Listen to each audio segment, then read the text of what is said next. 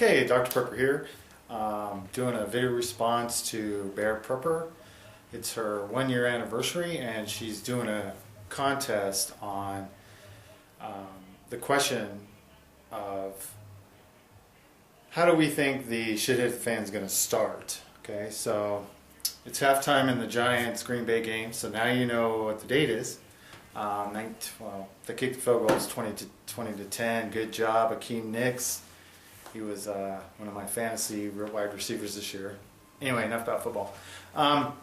So what I wanted to say about what I think will happen to trigger the shit hit the fan. What I believe will happen is it's going to start with some sort of bank run. Like in 2008 in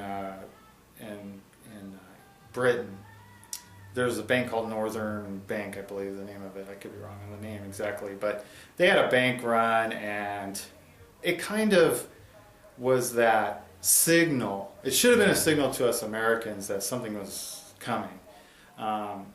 Even though a lot of things were involved in the reason we had our collapse in 2008, that should have been a signal to us. So what I want to tell everybody today is that we should be watching out for bank runs in Europe or even in America.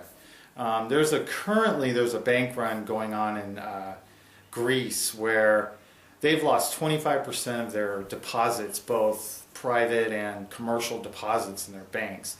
They went from something like 233 billion down to roughly 175 billion or something in just 2 years. Now, yeah, that's a slow bleed, but 25% of your deposits, can you imagine if the American people decided to take their money out of the banks and we lost 25% of our trillions of dollars of deposits we have in America? It would be devastating. Which some people will say, well, that's great, you know, forget them banks, they get, you know, whatever, and the whole fractional reserve currency thing, and I kind of agree with you, but I just want you to know that if that happens, you better be prepared. You should already not be keeping money in your banks. Now, I don't want to tell anybody anything financial. I shouldn't have said it that way. What I should say is what I do and what we do. We put enough money in our bank to cover our debts so that we can pay our bills every month. And then, of course, we use the rest of the money that we normally put in a savings account. We, you know, buy silver, gold, food, bullets, you know, the whole gamut. We've changed from savings accounts, right, to different kind of savings. Okay, so instead of putting your money in a bank and collecting, you know, 0.05% interest, I'm putting my money into things that are commodities, so I can use them later, or if something bad happens, which I truly believe is going to, we'll be able to use those commodities when the time comes, because your dollar isn't going to be worth a crap. And if you don't know anything about Argentina, you need to read about Argentina.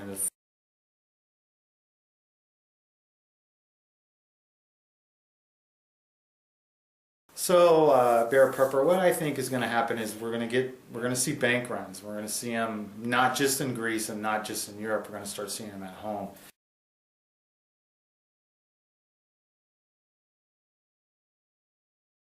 And if you start seeing major bank runs, we're in trouble. I mean, look at Bank of America, okay? Not even a year ago, their stock was at $15 a share. Now it's at 6, and sometimes it punches down around 5 or lower. And Bank of America, if it fails, I think that's going to cause some kind of psychological reaction with people in America. They're going to be like, whoa, Bank of America failed? What's going on?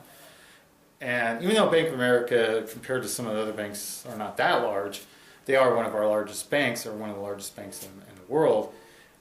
If Bank of America crashes and burns, man, we are in deep doo-doo. So after you see the bank runs, I think you're going to see a little bit of panic. This time when there's a market crash, people are awake a little bit more. I mean, I know I am, and I know a lot of you are. If you see a market crash, you're instantly going to take action, where before we kind of went, what's going on? You know, and by the time you get figured it out, it's too late. Your money's all gone, and you know the elites have it all. So I think this time, though, we're going to be taking that money out sooner, and we're going to be going to our banks and taking our cash out. Hopefully, you know, you won't have to worry about that. It's just like why we buy food. We don't want to be involved in the Walmart panic, right? We just want to sit at home and let everybody get crazy and do their thing, and we're good because we got our stuff. It's the same thing with your cash. You don't want to be standing in this mile-long line waiting to get some cash and hope by the time you get up there isn't any left, okay? You know those ATMs aren't an infinite amount of money, so bank holidays will be coming. When you hear about a bank holiday, man, we know we're in deep doo-doo. So listen for bank holidays. So I keep digressing, but the point is that what I see happening is the bank runs, then you'll see the stock markets start going down. You're going to see more people taking their money out earlier, which will crash the market even more, and that in turn is going to cause problems with logistics as far as shipping products around the world or even locally within our own country.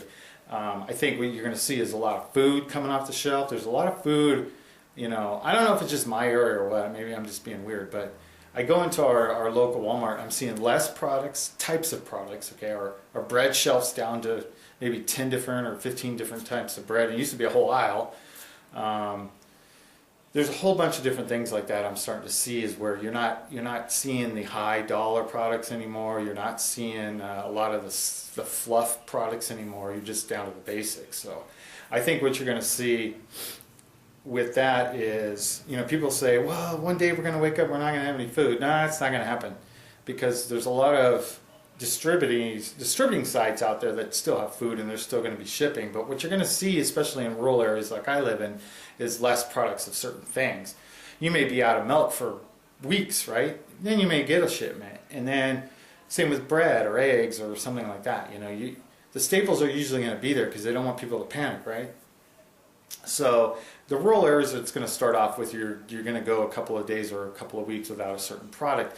Then it'll go to the inner cities or the you know, the cities, the big cities like LA and Chicago and New York, where they're going to start seeing these kind of things happen. And then pretty soon you won't be able to get hardly any shipments to the rural areas, and then that's going to send panic, and then, you know, the government checks will stop coming, and that's going to set off the inner cities, and it'll evolve like that. It's kind of like this whole crisis we're in right now is this like slow motion, right? We're all going, what's going on? Why is this taking so long? Why hasn't this shit hit the fan already?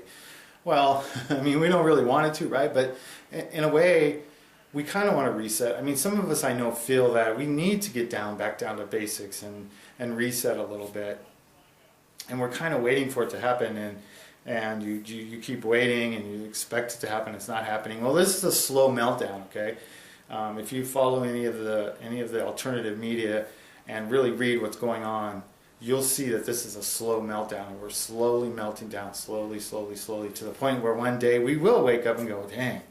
You know, I tell my wife, you know, we talk about time because we get normalcy bias a lot, you know, because you just think, okay, this is ridiculous. I mean, we're buying 10,000 rounds of ammo, and we're buying all this guns, and we're buying all this food and all this gold, is